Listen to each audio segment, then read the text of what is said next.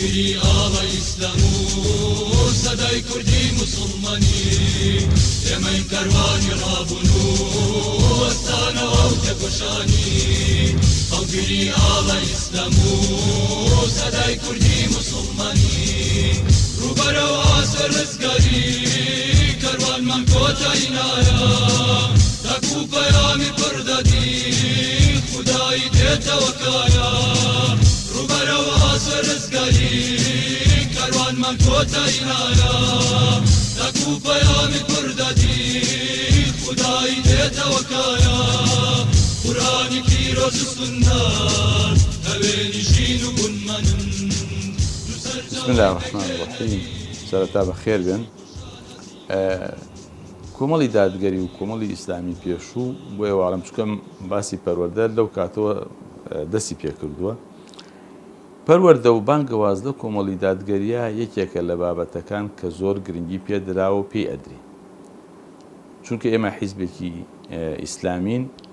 یەکێک لە شتە ئەساسیەکانمان کە بێ کاری لەسەر بکەین ئەندامانی لەسەر ڕابێنین و پەروەردەکەین پەروەردەی ئیسلامی بۆ ئەمە بەسە ئێمە کۆمەڵێک ڕێگا و هۆکار و ڕێوشوێنمان گرتووەتە بەر لە دوای کۆنگرەی سێ کۆنفرانسێکمان بەستووە لە 100 کەسایەتی ناو کۆمەڵ و دۆست و لایەنگری کۆمەڵ پێکاتووە دەربارەی کاروباری پەروەردە و بانگەواز و ئەو بابەتانە کە پەیوەستە بەمەوە یەکێک لە تەوەرە سەرەکیەکان کە 5 تەوەرە بوو ئەو کۆنفرانسەکەی بۆ گیرابوو باسی منهەجی پەروەردەیی بوو لە کۆمەڵی دادگەریە ئەو ڕاستپاردانە دوای منهەجێکی لێکەوتەوە منهەجەکە دوای خول کرایەوە بۆ مامۆساکان چۆن بیڵێنەوە کرا بە کتێب و بابەت چاپ کرا خول کرایەوە بۆ مامۆساکان کە لە مەڵبەندەکان و شوێنەکانە ئەیڵێنەوە و دو ئەوەش ماوەیەکیش دیاری کراوە دوای ئەوە متابعە و بە دواچوون بکرێت لەسەر ئەوەی کوابزان تا چەندێک ئەو منهەجە جێبەجێ کرا و تراوەتە بەپاڵ ئەم منهەجی پەروەردەیە کە منهەجەکە پێکاتەکەی ئاوایە سێ قۆناغی هی مناڵ و نەوجەوانە دوو قۆناغ بۆ مناڵان قۆناغێک بۆ نەوجەوان سێ قۆناغیش بۆ ئاستی حیزبیە کە ئاستی یەکەم و دووهەم و سێهەمە یا قۆناغی یەکەم و دووەم و سێهەمە و هەر ئاستی لە 5 بابەت تا 6 بابەت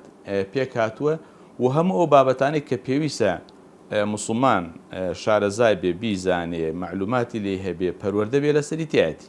لە عەقیدە و ئیمانەوە لە سیرەتەوە لە ئەحادیثەوە لە ئیشوکاری بۆ ئیسلام و عەمەلی ئیسلامی و ڕێخستن و هەڵبژاردن و هەموو ئەو بابەتانی کە عەلاقەی بە کاروباری ئیسلامی و ئیشوکاری موسڵمان هەیە شان بە شانی ئەم منهەجە پەروەردەیە ئێمە کۆمەڵێک شتی کەشمان هەیە مەسەلا خول و دەوراتمان هەیە کە ئەیکێنەوە خولی مەرکەزی ئەنجومەنی بانگەواز و پەروەردە ئەیکاتەوە بۆی ئەندامانی بۆ بانگەکە لە سلێمانی یا لە هەولێر ئەیکاتەوە لە هەموو مەڵبەند و مەکتەبەکانەوە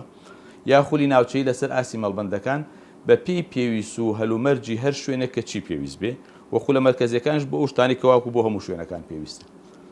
ئێمە لەگەڵ ئەمانە لە منهەجەکە دامان ناوە منهەجەکە بە ئوسرە ئەوترێتەوە بە شێوەی ئوسرەی و لە 5-6 کەسەوە تا 10 کەس تا 15 کەس و بە شێوەی خول ئەوترێتەوە بەعزێ لە منهەجەکە و بە شێوەی محازەرەی گشتی ئەوترێتەوە لەگەڵ ئەمانەوەکوتم ئێمە لە هەموو شوێنێکە کە بارەگامان هەبێ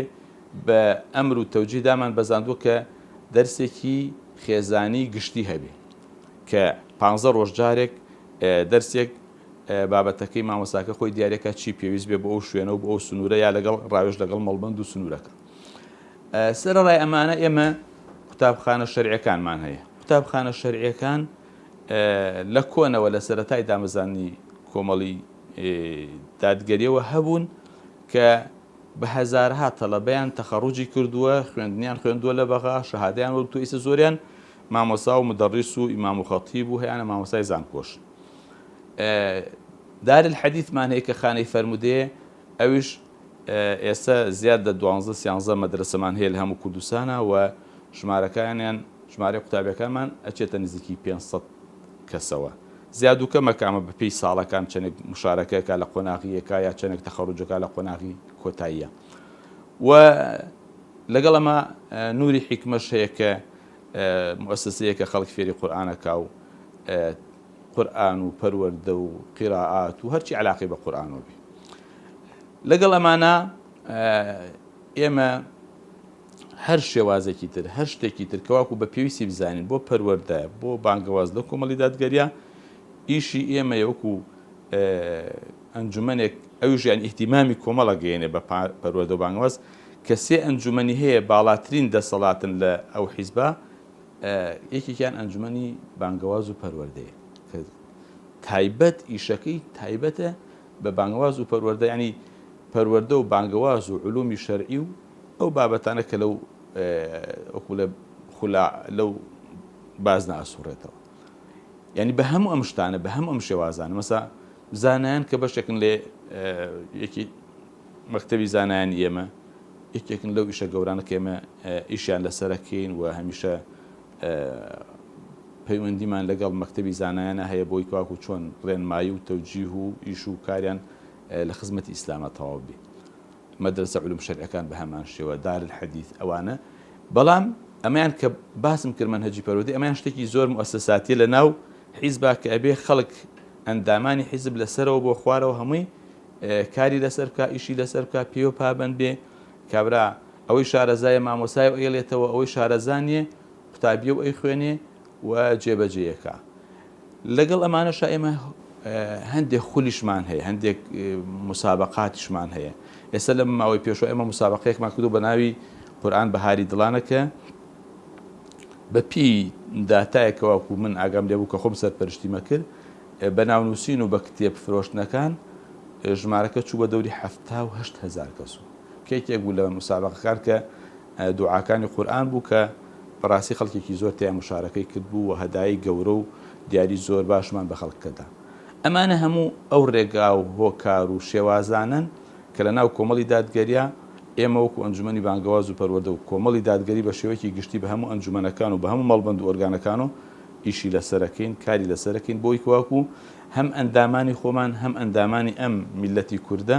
لەسەر پەروەردەیەکی ئیسلامی پەروەردە بکرێ و تێبگەن لە ئاینەکەیان و شارەزا و بەرچاوڕوون بن. دیارە پەروەردە بەنسبەت هەر تاکێک وەکو بەرد بیناغەیە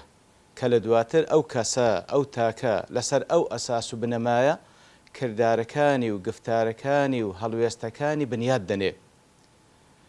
ئەگەر بیش بهێنین وەکو بناغە و ئەساسی هەر بینای و باڵەخانەیەک ئەگەر بێت و بناغەکەی چاک و ڕاست و دروست و پتەوبی چەندین بینا و چەندین تابقی لەسەر بینا بکەی جێگای متمانەیە ناهەژێ نالەرزی بە پێچەوانەوە.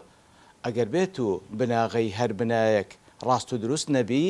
چاک نەبی بەهێز نەبی ئەوە بە ئەدنا قورساتی کە لەسەری دروست دەکرێ لەوانەیە درزی لێ دروست ببی و هەروها لەوانەیە داڕمێ و خۆڕاگر نەبی. لێ هەر کەسێکیش ئەگەر بێت و لایەنی پەروەردەیی ڕاست و دروست بی لەسەر ئەساسێکی یاخود لەسەر بناغەیەکی ڕاست و دروست پەروەردە بوو بی ئەو کەسە جێگای متمانەیە جێگای ئەوەیە کەوا کاری گەورە و کاری هەستیاری پێڕاستپێری بە پێچەوانەوەش ئەگەر هەر کەسێک ئەو ئەساس و ئەو بنەمای ڕاست و دروست نەبوو ئەوە نەک هەر کاری کەسانێکی دیکە بەڵکو ئیوەی نییە کەوا کاری خۆشی پێڕاست پێدرێ. لێ ئێمە وەکو دەستگای نوری حیکمە گرنگیەکی زۆر بە لایەنی پەروەردە دەین هەر وەکو لە ناوەکەشماندا هاتووە دەستگای نوری حیکمە بۆ پەروەردە و ڕۆشنبیری. ئیتر هەوڵ دەدەین ئەو کەسەی کەوا دێتە لای ئێمە بە پەروەردەیەکی هەڵێنجراو لە قورئان و لە سوننەت پەروەردەی بکەین. لێیە گرنگیەکی زۆرمان بە لایەنی پەروەردەدا مەنهەجێکمان هەیە لە بۆ پەروەردەی منداڵ و هەروها مەنهەجێکمان هەیە لە بۆ پەروەردەی نەوجەوان و لە بەرنامەدا مەنهەجێک لە بۆ پەروەردەی گەنجان بێجگە لە ئەو حیفظ و مراجعە و تەفسیرەی کە لای ئێمە فێر دەبێ. مەبەستیشمان لەو پەروەردەیە لە نەتیجەدا تاکێک دروست بێ لە بۆ ئەو کۆمەلگایە تاکێکی چاک و چاکەکار چاک بی لە بۆ خۆی تاوەکو بەختەوەر بی لە دنیا و لە قیامەت و هەروەها کۆمەلگا و هەروەها میلەتەکەمان لە سایەیدا بحەسێنەوە. ئیتر لەو ڕوانگەیە ئێمە جوهدێکی زۆر لەو پێناوە سەرف دەکەین بە مەبەستەوەی کەوا بتوانین شتێک لە بۆ قیامەتی خۆمان بە پێش بێخین و هەروەها لە بۆ میلەتەکەشمان ئەفەرێک و هەروەها جێگای پەنجەمان بە چاکە لە دوای خۆشمان بجێڕێت.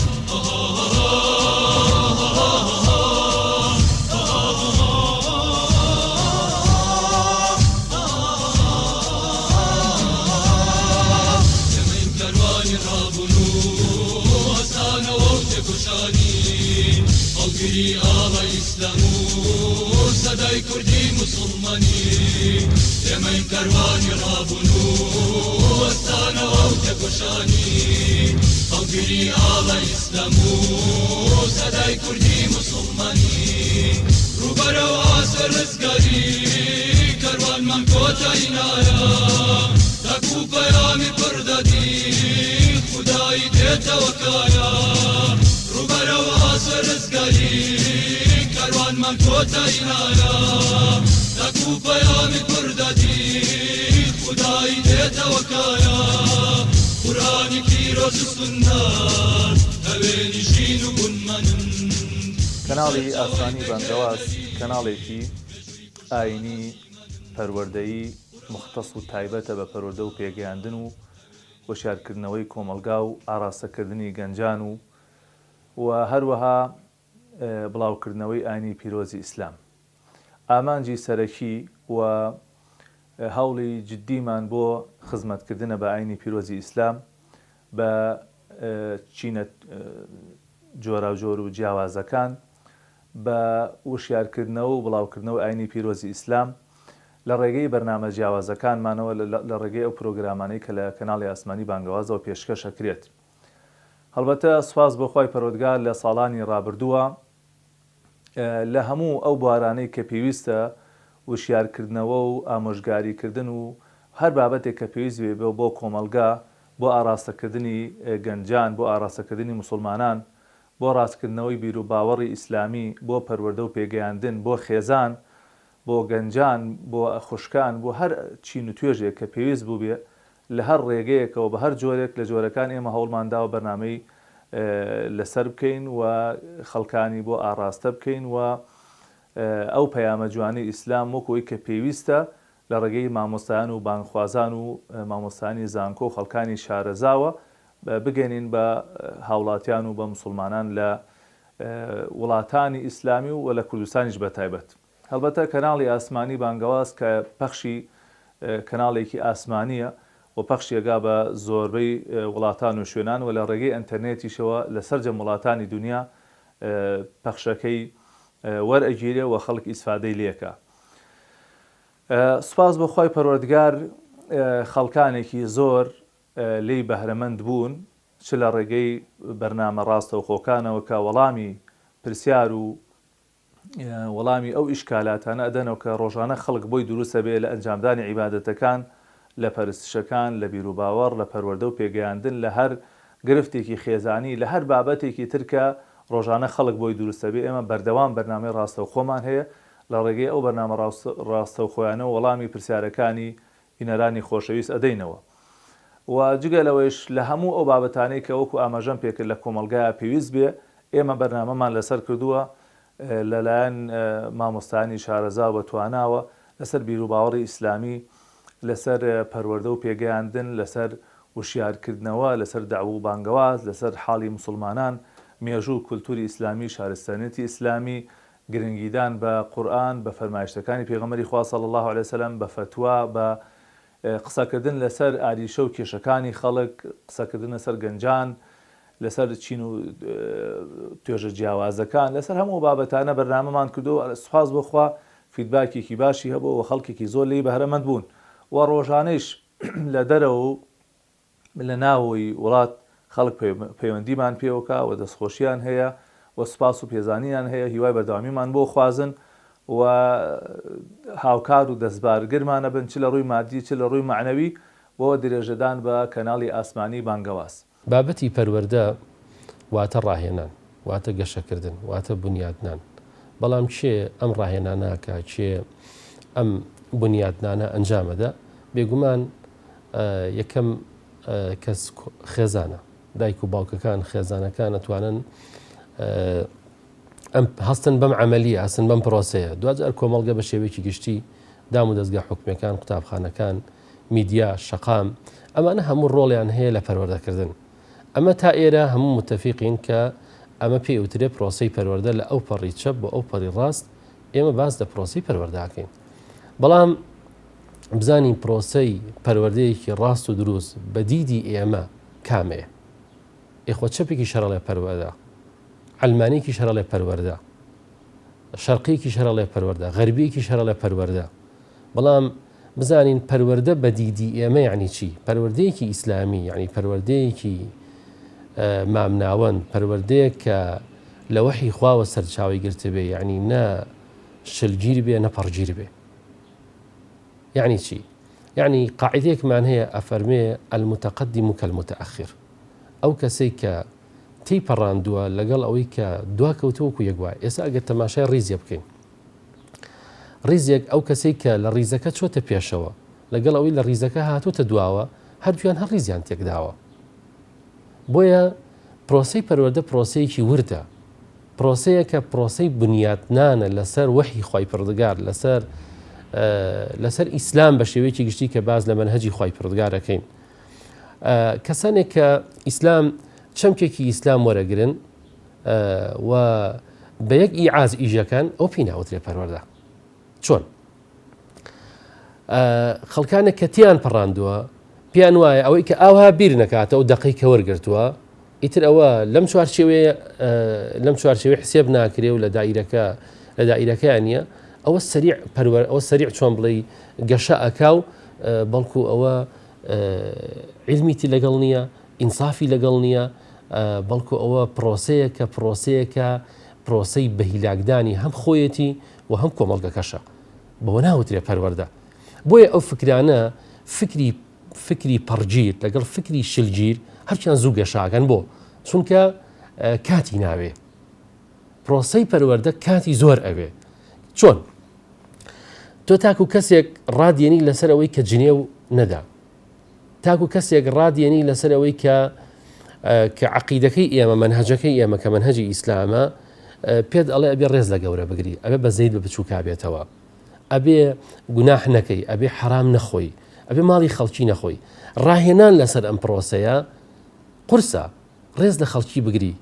کەسایەتی خەڵک بخوێنیتەوە، حورمەت لە خەڵکی بگری. ئەم جۆرە پەروەردەیە کاتی ئەوێ، بەما ئەوترێ پەروەردەیەکی هاوسەنگ، بەما ئەوترێ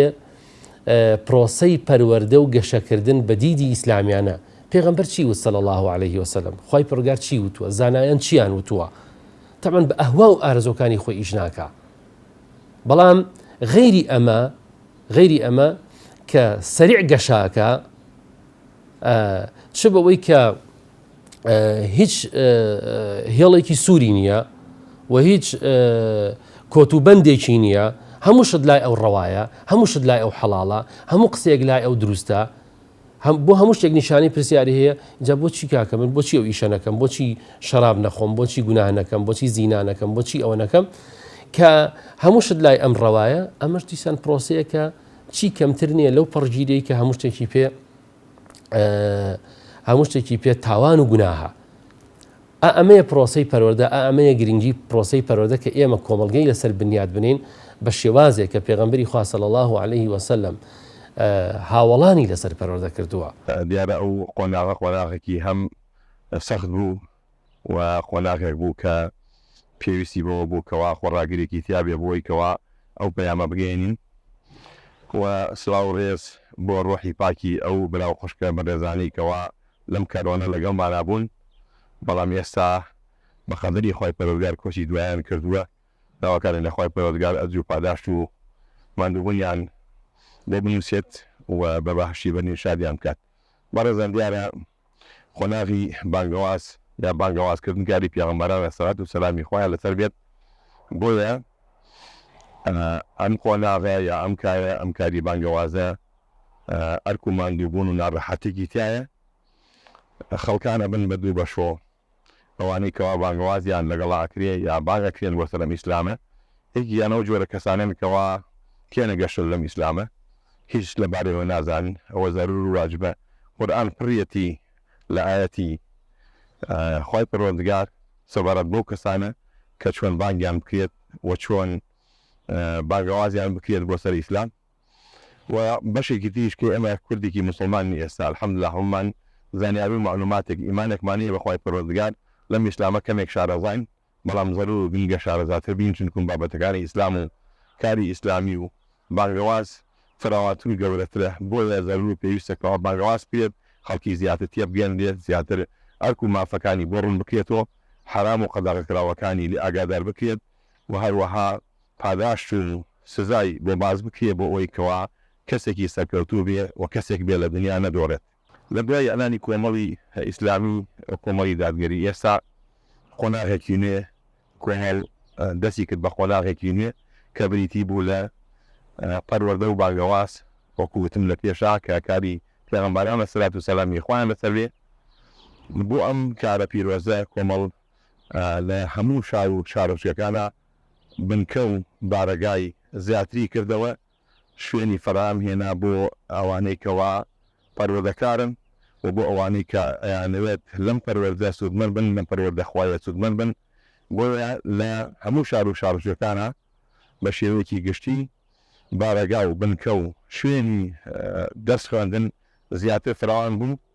بۆ ئەوەی کەوا خزمەتێکی زیاتر بە هەموو چین و توێژەکان بکرێت چونکە ئێمە لە کۆمەڵی دادگەریە لە ڕووی پەروەردە و بانگەوازەوە لە کەسێکی بەتەمەنەوە هەتا بێتە سەر منداڵێکەوە فەهم ئەیگرێ مناڵێکەوە ئەتوانێت تێبگات لەم ئیسلامە ئێمە پەروەردی ئەەکەین ئێمە قسەی بۆ ئەەکەین ئێمە پەیامی خوادین بەگوێ بۆ ئەوەیکەوە لە دنیا سەربەرزانە بەژی و هەروەها قیامەتی نەدوەڕێ ئێمە لە قەزای شارە زۆر لەم شارۆچکەیەکی ئێمەی تایە ئەلحەمدولله چەند بنکە و دەستگا و لەخێکمان هەیە بۆ ئەوەی کەوا دەست و دەور و پەیامی خوای تیا بگەێنین و خەڵکی هۆشیارکەینەوە لەم پەیامە خوایە ئەتوانم بڵێم بە شێوەیەکی گشتی ئێمە لەم شاری قەزای شارە زۆر و لەگەڵ زەڕایەنە کە سنووری ئێمەیە زیاتر لە 1000 قوتابی بە بەردەوامی ساڵانە بە بەردەوامی لە هەموو چین و توێژەکان زیاتر لە 1000 قوتابیمان هەیە کە پەیامی خوای پەروەردگاری تێگەێنین لە قورئان شێوازی خوێندنەوەی قورئان و تەفسیرکردنی و فهمێت تێگەیشتنی زیاتر لە قورئان چونکە پەیامی خوای پەروەردگارە و فەرمودەکانی پێغەمبەر صلی الله علیه و سلم و ژیانی پێغەمبەر صلی الله علیه و سلم کە بۆ ئێمە سەرمەشقە کە ئێمە ئەگەر زیاتر تێبگەین لە ژیانی پێغەمبەر صلی الله علیه و سلم ئەزانین ئەو کاتە چۆن ژیان ئەگوزارێنین چۆن نادوەڕین چۆن لە دنیا سەربەرزی ئەژین و لە قیامەتیشا خوای پەروەردگار مان خاتە ناو بەهشتەکەی و بابەتە فقهیەکان کە ئەویش زۆر زەرور و گرنگێکەوە تاکی مسلمانی کوردی لێ ئاگادار بکرێت چونکە کۆمەڵە شتێ حرام و قەدەغەکراوە کۆمەڵە شتێ حەڵاڵە بۆی کەوا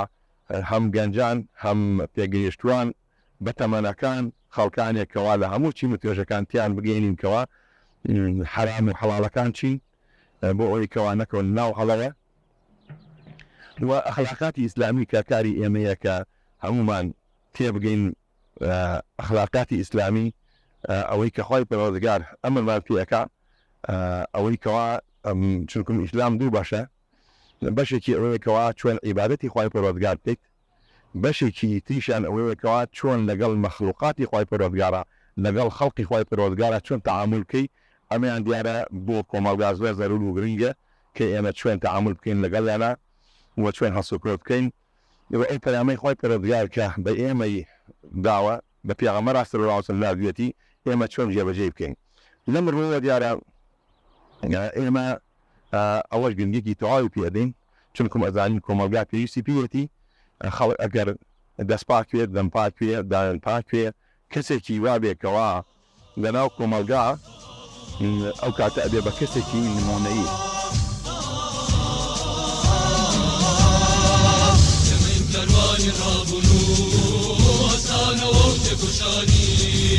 ئەڵگری ئاڵە ئیسلام و سەدای کوردی موسڵمانی ئێمەی کەروانی ڕابوون و وەستانەوە و تێکۆشانی ئەڵگری ئاڵە ئیسلام و سەدای کوردی موسڵمانی ڕوبەرە و ئاسە ڕزگاری کەروانمان کۆتایینایە تەک و پەیامی پڕدەدی خودایی دێتەوە کایە ڕوبەرە و ئاسە ڕزگاری کەروانمان کۆتایینایە تەک و پەیامی پڕدەدی خودایی دێتەوە کایە قورآنی پیرۆز و سوننات هەوێنی ژین و بونمەنن دوو سەرچەوەی پێکهێنەری ئێستا ئەوە مامۆستا ینی ئەوانی کە وەکو خریج بوون و کۆتاییان پێهێناوە بوونەتە دوو بەشەوە بەشێکیان بوونەتە مۆزەف و مامۆستا و مدەڕیسی قوتابخانەکان بەشێکیشیان بوونەتە ئیمام و خەتیب یا ئیمام بەڵام ئێستا هەندێ مەدرسەی هەر تایبەت بە علوم شەرعی بۆ پێگانی ئیمام و خەتیب مامۆستای ئاینی هەیە هەمان یعنی هەمانە بەردەوامە هەشمانە خولە ئێستا حالیان چەند مەدرسەیەکمان هەیە لە کوردستانەوە کە واکو بەردەوامە خوێنن و دوو خولمان لە ڕابردووە تەواو کردووە هەر خولێک ژمارەیەک مامۆستا شەهادەیان وەک دووکەوانە خۆیان علومی شەرعیان خوێندووە کولی شەریعیان تەواو کردووە عەبدوڵای کوڕ عومەریان خوێندووە ئێمە خولێکی یەک ساڵیمان بۆ کردوتەوە مەسەلا کۆمەڵی بابەتی زەڕورمان پێداون و شەهادەیەکمان پێداون ئەوە دوو وەجبەمان تەخەڕوج پێ کردووە ئێستش دوو خولی ترمان وەکو بڵێ ئیشی لەسەرەکەین لە دوو خولی بەردەوام ئێستا دوو خول هەیە خولێکیان هەرۆکە ئەوەی پێشوو بۆ ماوەی دوو ساڵە کۆمەڵێک مامۆستا شەهادە بدەینێ بۆ ئیمام و خەتیبی خولێکی تریان نزیکی دە دوانزە مامۆستا بن ئەمە هەر خۆیان ئیمام و خەتیب و خلیج شەریعە و مامۆستا و علوم شەرعیان خوێندووە بەڵام زیاتر بۆ ئەوەی متەخەسیس ببن بۆی ببنە مامۆستایەکی زۆر شارەزا ئەوە ئێستا ئەوەشمان هەیە حالێن لە سلێمانی دە دوانزە مامۆستا بەشداری تیاکەن و دوو کۆرسە بێ هەر کۆرسێکیان ساڵێ بخایەنێ ئیشاڵڵا ئەوەش دوایکە شادیان ئەبێ ئەدەینێ و ئەبنە کۆمەڵی مامۆستای زیاتر شارەزا لە ئاسی عادەتی ئەو مەنهەجە پەروەردەیە ینی هەر کتێبێک ژمارەیەکی دیاریکراومان لێ چاپ کردو کە ژمارەکە بەڕاستی بۆ خەڵکی ئێمە بۆ مەڵبەند وەرگانەکان زۆر کەمە لەبەر بە ئیمکاناتی ئێمە نەمانتوانین ژمارەی زۆری لێ چاپکەن ئەگەرنا ینی لەوە چوو ئەو ژمارەی چاپمان کردو ئێمە دە ئەوەنە و 20 ئەوەنەشمان ضرور بووایە بەڵام ئێمە لەبەر بە ئیمکاناتی ژمارەیەکی مەحدودمان هەر بەقەدەر مامۆستاکەش مەنهەجەکەی لابێ کافیە ئێمە یەکێک لە خاڵەکان کە هەمانە کۆنجمەنی بانگەواز و پەروەردە ئەوەیە کە بتوانین بەلای کەماوە ئەگەر لە هەموو شوێنێک و هەموو ماڵبەندێک نەبێ لە شوێنێکی وەکو سلێمانی لە شوێنێکی وەکو هەولێر مەکتەبەیەکی گەورە دروستکەین مەکتەبەیەکی گەورەمان هەبێ هەموو سەرچاوەکان یا زۆربەی سەرچاوەکان کە خەڵک پێویستێتی تیا بێ ئەو کاتە خەڵک بێت وەکو مەکتەبەیەکی عامە ئیسفادەی لێ بکە یعنی ئێستا ئەم مەکتەبەش هەرچەند شتێکی متەوازیانەیە ئەمە لەم ئەنجومەنە کە دروست بووە ینی لە دوای ئەم کۆنگرەوە ئێمە کتێبانەمان کڕیوە و ئەمە سەرەتایە کە بۆ ئەوی کەواکو ئێمە ئینشاڵڵا لە داهاتوو ئەگەر ئێستاژنا لە کۆنگرەیەکی تر ئەگەر ئەو نەخشەوشتە ئێمە داماناو ئیشی لەسەر بکرێ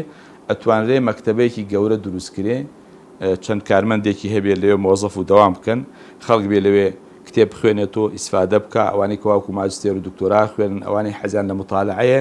بێن لەوێ شوێنێکی گەورە و قاعەیەک هەبێ و کتێبەکان بە تەرتیب دانرابێ و هەر کەسێک چی کتێبێکی ئەوێ بخرێتە بەردەسی و سوودێکی گشتی بە خەڵک بگەێنێ بەڵام ئەمەی کەواکو ئێمە کتێب چاپ بکەین لەبەرەوە کتێب چاپکردن مامۆستا سەلاح ینی پارێکی زۆری ئەوێ من بۆ خۆم لەبەرەوە ئەوە هەندێک کتێب مەیە چاپیەکەم و تەفسیر و ئەو حەدیسەم چاپ کردووە کتێب پارەی زۆری ئەوێ لەبەرەوە کتێب پارەی زۆری ئەوێ ئێمەی سەوکو کۆمەڵ دادگەری بەڕاستی ئەو پارەمان نییە ئەوە یەک دووش بەڕاستی مەکتەبات و دارنەشتوانە لەبەرەوە شتێکی تیجاریەوان بەو کتێبان هەڵەسن هەر کتێبێکیش گەرەک بێ لەو پەڕیدنیا بۆ تێنن ئەمڕۆ یەکێک لە وەسائلی گەیاندنی دینی خوا و یەکێک لە ڕێگاکانی خزمەتکردن بە موسڵمانان و بە هاوڵاتیانی وڵاتی خۆمان بە تایبەت ئەم میدیانەیە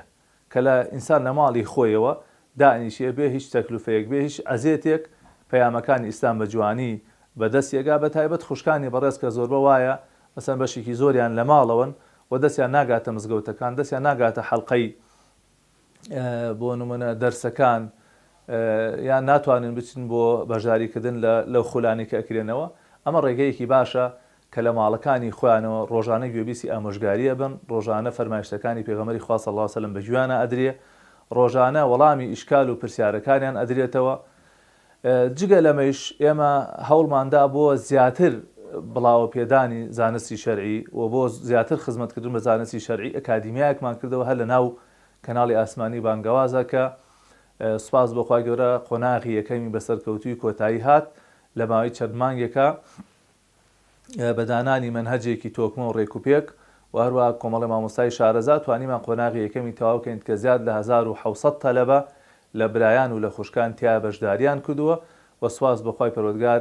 وەکو بڵێ ڕنگدانەوەیکی باشی هەبوو، کاریگەریەکی باشی بووە. ئەو کەسە لە ماڵی خۆیەوە ئەتوانێت بەشداری لە خولەکانی زانستە شەرعیەکان بکە و سوود و کەڵکێکی یەکجار زۆر بە خۆی و بە منداڵەکانی بگەینێ. ئێمە پشتیوان بەخوای پەروەردگار لەسەر ئەم پرۆسەیە بەردەوامین و هەمیشە لە هەوڵین بۆی کە زیاتر بتوانین خزمەت بە مسلمانانی خۆشەویست بکەین و وەکوتم ئاماجمان تەنها و تەنها پێگەیاندنی کۆمەلگا و خزمەتکردن بە کۆمەلگا و وشیارکردنەوەی کۆمەلگایە لە دیاردە ناپەسەندەکان، لە خۆخراپەکان و هەروە ئاراستەکردنی گەنجان بەرەو ڕێگای ڕاست و هەروەها ڕۆشن بیرکردنی تاکی مسلمانە. ئەمە ئامانجی سەرەکی ئێمەیە. لەسەر ئەم منهەجە ئینشاءڵڵا هەر بەردەوام بین و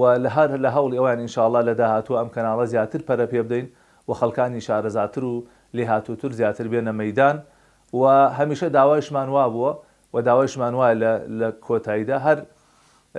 هەموو لایەک دەستبارگر بین بۆ ئەوەی کە ئینشاءڵڵا ئەو پەیامە بە جوانی بگاتە خەڵک و زیاتر بتوانین خزمەت بە مسلمانانی خۆشەویست بکەین. سەحابە جیل لە دوای جیل تابعین چۆن ئەمان هەستاون بەوەی کە ئەو نەوانەیان گەورە کردووە. یەکێک لە هاوڵان یعنی بۆ وێنە کاتێک ئەڵێ من نەسیحەتی کوڕەکەی خۆمە کرد، ئەڵێ چەندین ساڵێک گوشەم فێرە کرد. ئەو کاتێککە ئەچووە سەرجێگا ئەو کوڕشیرنەکەم بڵێ خی پڕگار ئەم بینێ، خی پڕگار تەماشامەکە، خی پڕگار لەگەڵمانایە. ئەم سێ کەلیمە یعنی چی؟ ئەم سێ کەلیمەیە ڕاهێنانە، وەرزشێکە، وەرشێکە بۆ ئەوەی کە خی پڕگار لەگەڵمایە هیچ کات من تووشی شکست نایم.